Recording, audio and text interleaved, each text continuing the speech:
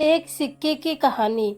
एक बार की बात है, एक छोटे से गांव में एक बुजुर्ग आदमी रहते थे। वे अपने ज्ञान और अनुभव के साथ लोगों के बीच बहुत प्रसिद्ध थे। उनके पास बहुत से ज्ञानवान शब्द थे, जिन्हें सुनकर लोग बहुत प्रेरित होते थे।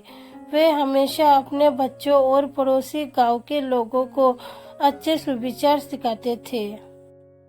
एक दिन उनके एक नए पड़ोसी गांव में एक नवा युवक आया।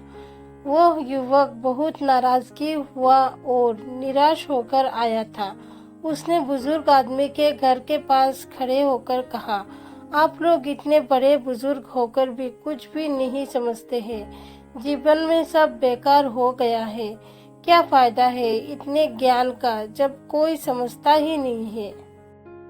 बुजुर्ग आदमी उस युवक के आगमन का कारण समझ गए और प्यार से उसके पास जाकर बोले, बेटा, जीवन में कोई बार ऐसे समय आते हैं जब हम निराश हो जाते हैं और सब बेकार लगता है, लेकिन इसका मतलब यह नहीं कि जीवन बेकार है। हमें इन परिस्थितियों का सामना करना और उनसे सीखना चाहिए। उसने एक सिक्के को उठाया और उसके ऊपर तक दिया। फिर बोले, देखो, यह सिक्का, इसकी दोनों ओर से देखो तो एक सिक्का ही है, लेकिन जब हम इसे ऊपर से देखते हैं तो उसकी दोनों ओर एक अलग अलग चित्र दिखता है। वैसे ही हमारे जीवन में भी कोई पहलू होते हैं जिन्हें हम एक ही दृष्टिकोण से नहीं देख सकते।